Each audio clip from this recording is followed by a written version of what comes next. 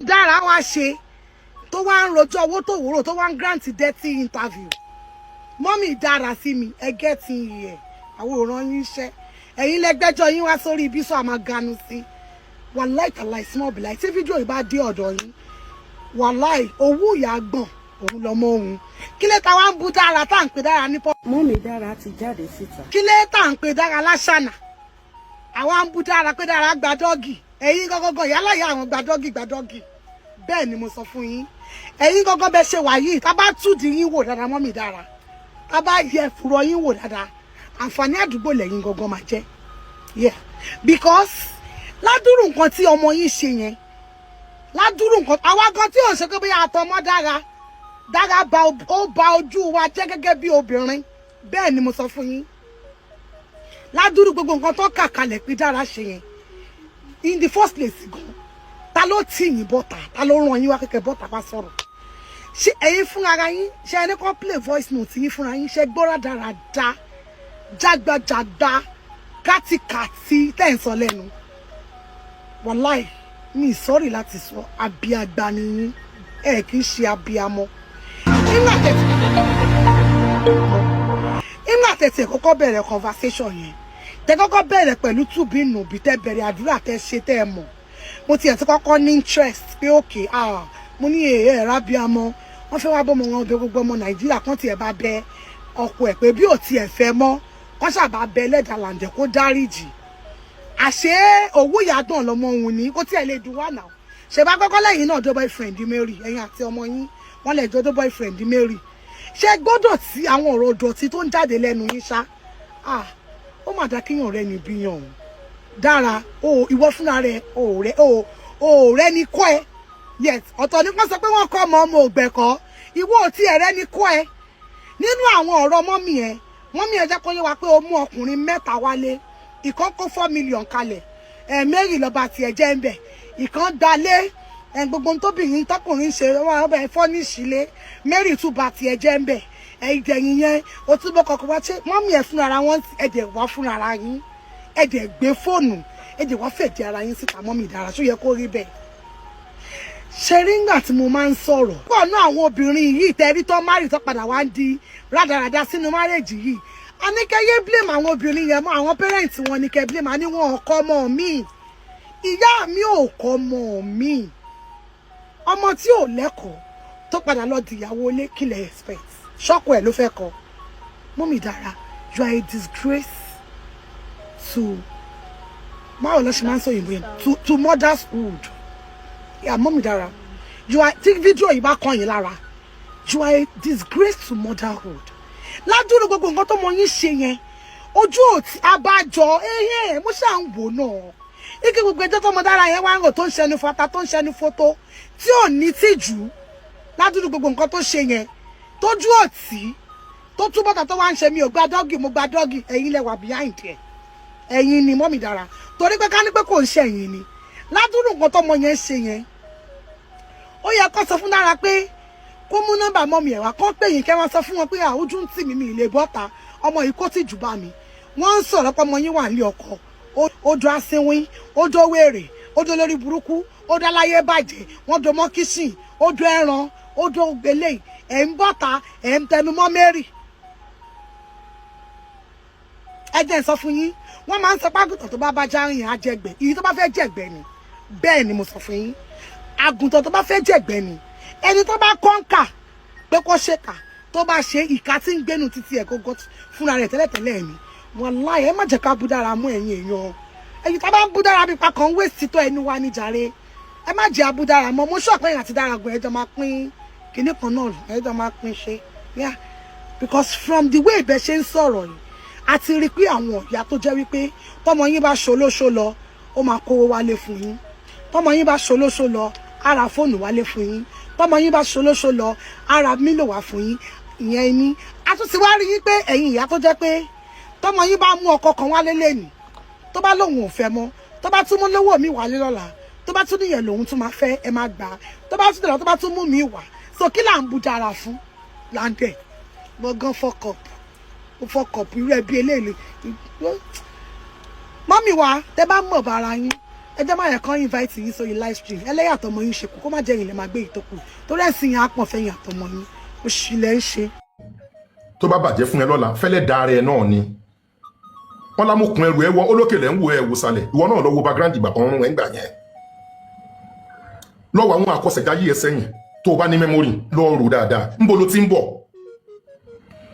ayé ìgbà kan a máa ń bóbìnrin lé obìnrin mélòó ní virgin mọ́ lóde sìn wọ́n ti kó gbẹrú wẹ́ ọ̀sẹ̀ ẹlòmíì lọ́kó tó di pó rọ́kọ gan níjọ́ wọn bá tẹ̀sí ẹ wọnú relationship lọ́ máa break yá ti ẹnjọ́ kejì pé wọ́n ṣe mọ́ ó máa ń ewu tó ń bá wa ni obìnrin nǹkan ẹlẹgẹ́ ló yẹ kẹ́ ẹ jẹ́ lọ́wọ́ àwọn ọkùnrin ẹyẹ gbé ogbára yín lẹ̀ fáwọn ọkùnrin gbékúgbé tó bá ní relationship make it work wèrè mí inú yín ẹ máa fún wa láwọn advice motivation olórí burúkú if it's not working we move it is not working we move lọ́bọ̀ ẹlẹ́sìn máa wà àwọn advice olórí burúkú tẹ̀yìn sísí wa máa ń fúnra yín àtẹ̀yìn àdàgbàjẹ́ra òfun kí n lè bá wọn ọmọ wọ̀nyí planning bí nǹkan wọn ṣe lè work out Zima God bless you n lè bá wọn planning if it's not working for you we move there are many fishes in the river yẹn ló máa padà sọnù sí o inú river tó ti ń wá fishes in the river ibẹ̀ ló ti máa jáàmù àgbákò ìjọ kan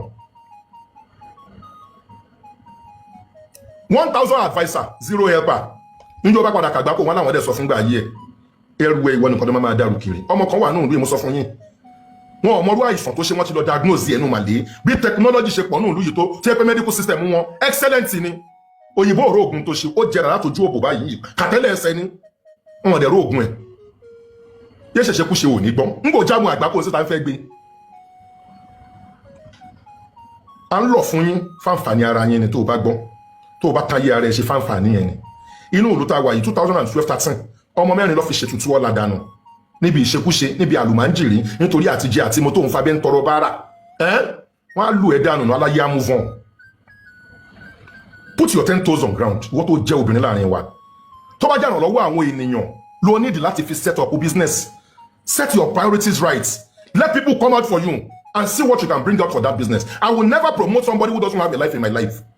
Oh, níṣẹ́ lápá olónídìí ìrànlọ́wọ́ olóṣìwò lónídìí. Oh, fẹ́ ṣiṣẹ́ o dẹ̀ fẹ́ dán. Ara ẹ̀ làdánwò tó bá dáràn ń sìn. Dáràn fẹ́ dán láì níṣẹ́ lápá. Àwọn fíìmù òfò tẹ́lẹ̀ ń ṣe skit ìwúrẹ́ tẹ́ ń ṣe kìrìsìtì. Iṣẹ́ aṣẹ́wó 90 lẹ fi ń ṣe skit 10%.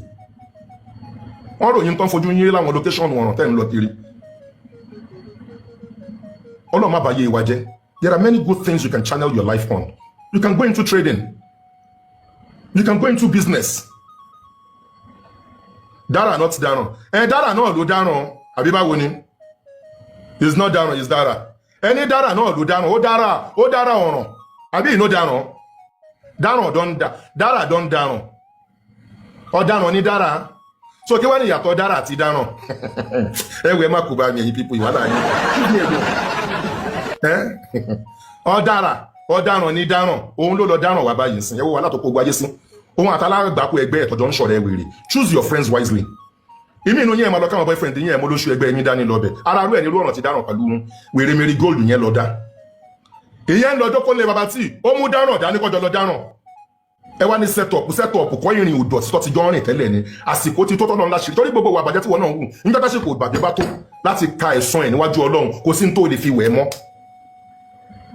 kó sí tó lè fi wẹ̀ mọ́ bí rọ́bà lọ lógún ọdún ni ìjọ ọjọ́ kan ó tó abá ẹwọ́n tó chíìpù tó fi wá táṣìírí yẹn ẹ lọ ṣe truth or dare. Truth or dare is an intelligent game ẹ̀yin Nigerians ilẹ̀ sọ géèmù truth or dare di crime àwọn ọmọdé ló ní géèmù truth or dare mo lọ kà online mo wá rí pé it's not even an adult game géèmù àwọn ọmọdé ni tó fi ń ṣe fun ẹ̀yin sọ di gate géèmù mo kó lẹ̀ ẹ sọ di géèmù immorality ẹ sọ di géèmù tẹ́ fi lọ dóra yín Ọlọ́run má má bá yé wa jẹun má fà ti jẹ́ mi síbi tó ṣòro ìwọ Ọlọ́run gbogbo tó máa ṣayé mi lógo ìwọ ni kú Ọlọ́run ọba kó jẹ́ kó fi pa mi síbẹ̀ ẹ wá mú ṣekúṣe ẹ normalize ẹ ambassador mo ṣe bẹ́yìn lẹ bọ́ọ̀lẹ̀ ẹjọ́ àwọn olótùsùn lórí òkè yìí ẹ wá mú ṣekúṣe ẹ normalize ẹ yẹ forí burúkú kó àwọn ọmọ tó ń bọ̀ lẹ́yìn yín àtàwọn èso tó tara yín bọ́ta ohun tí ò dá is a network mo bá bàbá máa gbé yín wọlé padà ohun tí ò dá ò lórúkọ méjì gbogbo ẹ̀yin tẹ́ ń bá wọn ń ga ẹ̀ṣẹ̀ lágbájá ló pọ̀ jù gbogbo wọn ló jọ conspire orí burúkú yìí tó bá yẹ kó lọ fọmọ ọlọ́mọ ní HIV náà níta máa sọrí Landele ní fault tiẹ̀ that's his family problem but this is a public crime orí burúkú public ní tẹ́ ṣe yìí tó bá yẹ kó lọ kó àrùn tó lóun lọ treat yẹn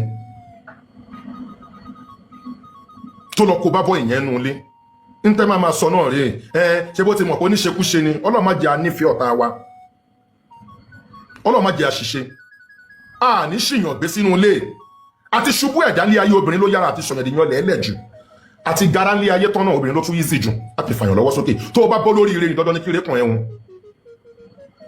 ó ní bàbá Wàsíù Àyìndé kan ni bàbá yẹn kan ni ó ní mo bo níre yọ̀ mo bo níre jó kí ire bà lè jẹ́ tèmi ò wá ẹ̀bà ta tẹ̀ sínú ṣágo ẹ̀yin èèyàn mi bí ò bá ṣọ́gbẹ̀rì bàbá ta ló máa jẹ́ irú ẹ̀dá tó o bá ń bá ṣe ló máa define irú èèyàn tó o jẹ́ tí n bá lọ́rẹ̀ tó rìnrìn ìdọ̀tí tí ò bá gbọ́nà sí mi lẹ́nu ẹ̀tọ́ mi ní láti yàgò fún ẹ ṣùgbọ́n tẹ́mi náà ò bá ní value àjọ máa kó ṣìlù bọ́ kiri àdúgbò ni avoid friends that cannot add values to your life. ẹ bá lọ ọ̀rọ̀ tí ambassador sọ lẹ́ǹkan yẹn páwọn ọmọ yẹn wọ́n jọ máa ń dáwó àti rẹ́ǹtì ilé papọ̀ wọ́n kúnnú Lẹ́kí bẹ́ẹ̀ bá gbọ́ I live in Lẹ́kí wáyé bóyá èèyàn gidi ni wọ́n ni I live in Lẹ́kí wàá ṣe bóyá èèyàn gidi lẹ́ni tó ń live in Lẹ́kí ni wọ́n tó 20 inú ilé mi tó máa tó gbọ́ ọ̀rọ̀ bí wọ́n máa ń to òkú àbí tó máa ń to ẹja Titus sínú pálí yẹn bọ́ máa ń to ara wọn nìyẹn àmì Ọlọ́run I live in dìgbọ́tọ̀ tẹ̀lé àti tó ń gbọ́dọ̀ Ṣàngó tẹ̀dọ̀ náà I live in Lẹ́kí oníwèrè níyín àti tó súnmọ́nù ẹlẹ́kọ̀ọ́ ọ̀nà bógi jẹ I live in Lẹ́kí mo nílò tán Lẹ́kí ló ń gbé ṣebí Lẹ́kí Ẹ̀pẹ́ express road ni àwọn lọ ọjà yín tán Lẹ́kí Àjà Ẹ̀pẹ́ express road ẹni ń gbé Lẹ́kí Ẹ̀pẹ́ express road Lẹ́kí náà ló wà kọ́ ní sọ fún ẹ pé Ṣàngó tẹ̀dọ̀ bógi jẹ ẹlẹ́kọ̀ọ́ làwọn ń gbé Gulf Estate ò ń ṣe Lẹ́kí Ẹ̀pẹ́ express road ni ani male Hausa bá en tí male bá ní Jalanto Rose máa lọ straight ló ń jẹ́ bẹ́ẹ̀ àmọ́ bí Lẹ́kí ti bẹ̀rẹ̀ àmọ́ bí tó padà dúró sí má torí inferiority complex torí ọ̀sùn ayé awo yaya no bi Lẹ́kí o Àjà Lẹ́kí Ẹ̀pẹ́ express ni Lẹ́kí fún are secluded estate ni Ẹ̀pẹ́ express road wá kọjá lẹ́nu ọ̀nà Lẹ́kí wá máa lọ straight Ẹ̀pẹ́ express road yẹn ibẹ̀ ló máa tọ̀ lọ tó bá dé Awo Yaya Ṣàngó tẹ̀dọ̀ Ibrahim Adesanya Bógijẹ Abíjó wàá ṣeré Lákúwẹ́ orí ẹ̀ ò ní burú kọ̀ǹdọ́tọ̀ lẹ́nu tó ń táìpù kìíní láti jẹ kọ̀ǹdọ́tọ̀ Lima ìwọ náà mọ bus stop kọ̀ǹdọ́tọ̀ ní boyfriend díẹ̀ ni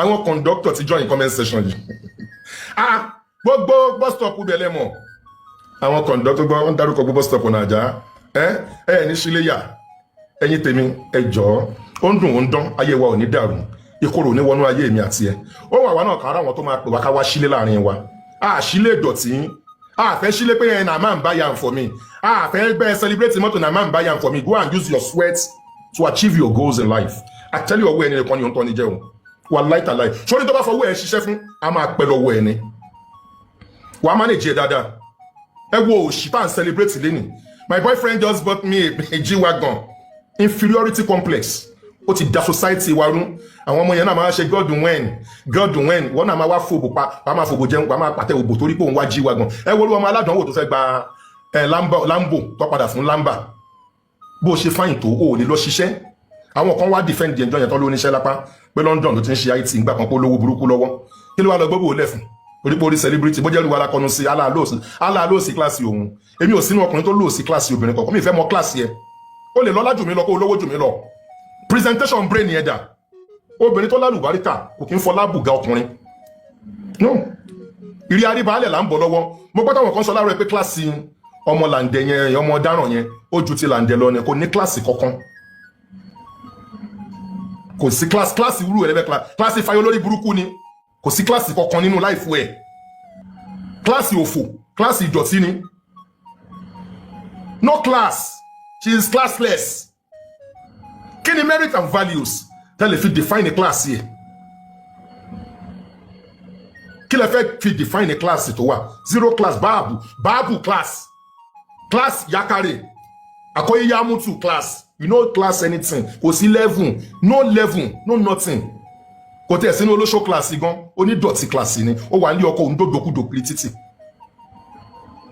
ọlọ́mọ àbáyé wa jẹ́ ẹ̀yin ìyàwó lé wa èdì burúkú ò ní dìyín o ẹ̀yin baálé ilé wa èdì burúkú ò ní dìyín ẹ rí ìgbéyàwó ńlẹ̀kẹ́ tó lọ kọrùn sí tí dààmú bá wà nínú ìgbéyàwó ẹ find a way to find a resolute to it sleeping around is not the solution if the marriage is not working for you find a way to dialogue with your partner and move out of that marriage ó wá kúrò nínú marriage gan ò define ẹ pé o lè máa dódòkúdò kiri títì yàmàyàmá ni ìdọ̀tí ni káàrẹ́ tó kúrò nínú marriage kọ́ wá nítorí o single abẹ́ni tí ò tí ì lọ marriage rí koríko single o lè bẹ́ anybody sùn ó ń kà á lẹ̀ fún ẹ wọ́n máa nawọ́ ọ̀ka àbùkù sí ẹni tó bá máa ṣe ìyàwó wọ́n á lọ ọmọ wo lágbájá ti dorí tàmẹ̀dó ti dorí present yourself as a woman of substance káyé lè bá àrí tí ẹ wí ń dáadáa níjọ́ ìgbéyà ọmọ yẹn máa ní kíláàsì ó máa ní discipline kò máa ń tó bá kọnu sí kò ní dẹ́ lóhùn tó bá tiẹ̀ máa ṣèrànú ẹ sọ́nà jíjìn tó ọ̀tí ní gúrú ẹ̀ ìmí inú yín ti bà gbogbo àdúgbò jẹ́ ìmí inú yín ti bà ilé jẹ́ ó ti bọ̀nà jẹ́